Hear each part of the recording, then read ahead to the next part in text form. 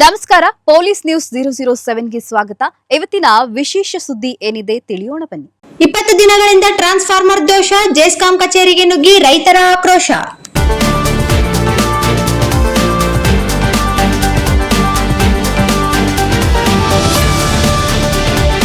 ಕಳೆದ 20 ದಿನಗಳಿಂದ ಟ್ರಾನ್ಸ್ಫಾರ್ಮರ್ ಸುಟ್ಟು ನಿರಂತರ ವಿದ್ಯುತ್ ವ್ಯತ್ಯಯ ಉಂಟಾಗುತ್ತಿರುವ ಹಿನ್ನೆಲೆಯಲ್ಲಿ ಬೆಳೆಗಳಿಗೆ ನೀರು ಹರಿಸಲಾಗದೆ ಬೇಸತ್ತ ರೈತರು ಸೋಮವಾರ ಪಟ್ಟಣದ ಜೆಸ್ಕಾಂ ಕಚೇರಿಗೆ ನುಗ್ಗಿ ಅಧಿಕಾರಿಗಳನ್ನು ತರಾಟೆಗೆ ತೆಗೆದುಕೊಂಡು ಆಕ್ರೋಶ ವ್ಯಕ್ತಪಡಿಸಿದರು.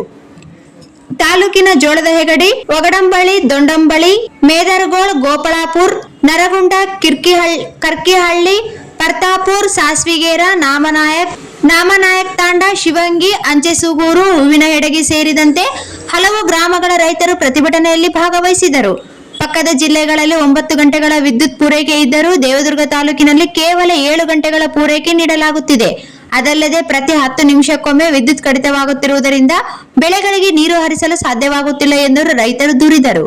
ವಿದ್ಯುತ್ ಕಂಬಗಳು ಬೀಳುವುದು, ತಂತಿಗಳು ತುಂಡಾಗುವುದು ಸಾಮಾನ್ಯವಾಗಿದ್ದು, ಈ ಕುರಿತು ಮಾಹಿತಿ ನೀಡಲು ಕರೆ ಮಾಡಿದರೂ ಲೈನ್ ಮ್ಯಾನ್ಗಳು ಕರೆ ಸ್ವೀಕರಿಸುವುದಿಲ್ಲ ಅಥವಾ ಮೊಬೈಲ್ ಸ್ವಿಚ್ ಆಫ್ ಮಾಡುತ್ತಾರೆ ಎಂದು ರೈತರು ಆರೋಪಿಸಿದರು. ಈ ನಿರ್ಲಕ್ಷ್ಯದಿಂದ ರೈತರಿಗೆ ಯಾವುದೇ ಅನಾಹುತ ಸಂಭವಿಸಿದರೆ ಜೆಸ್ಕಾಂ ನೇರ ಹೊಣೆ ಎಂದು ಎಚ್ಚರಿಕೆ ನೀಡಿದರು. ವಿದ್ಯುತ್ ಸಂಪರ್ಕಕ್ಕಾಗಿ 2 ಲಕ್ಷ ರೂಪಾಯಿ ಡಿಮ್ಯಾಂಡ್ ಮಾಡಲಾಗಿದೆ ಎಂದು ಆರೋಪಿಸಿದ ರೈತರು ಜೆಸ್ಕಾಂ ಕಚೇರಿಗೆ ಬೀಗ ಹಾಕಿ ಪ್ರತಿಭಟನೆ ನಡೆಸಿದರು. ಸರ್ಕಾರದಲ್ಲಿ ಬಜೆಟ್ ಇಲ್ಲ, ನೀವೇ ಪಟ್ಟಿ ಕೊಡಿ, ಟ್ರಾನ್ಸ್ಫಾರ್ಮರ್ ವ್ಯವಸ್ಥೆ ಮಾಡಿಕೊಡುತ್ತೇವೆ ಎಂಬ ಅಧಿಕಾರಿಗಳ ಉತ್ತರ ಬೇಜವಾಬ್ದಾರಿಯಾಗಿದೆ ಎಂದು ಆಕ್ರೋಶ ವ್ಯಕ್ತಪಡಿಸಿದರು. ರೈತರ ಸಮಸ್ಯೆಗಳನ್ನು ಪರಿಹರಿಸುವಲ್ಲಿ ಸರ್ಕಾರ ಹಾಗೂ ಸ್ಥಳೀಯ ಶಾಸಕಿ ಕರೆಮ್ಮ ಜಿ ನಾಯಕ್ ನಿರ್ಲಕ್ಷ್ಯ ವಹಿಸಿದ್ದಾರೆ ಎಂದು ಪ್ರತಿಭಟನಾಕಾರರು ಆರೋಪಿಸಿ ತಕ್ಷಣ ಸುಟ್ಟ ಟ್ರಾನ್ಸ್ಫಾರ್ಮರ್ಗಳನ್ನು ಬದಲಿಸಿ ಸಮರ್ಪಕ ವಿದ್ಯುತ್ ಪೂರೈಕೆ ಕಲ್ಪಿಸುವಂತೆ ಆಗ್ರಹಿಸಿದರು.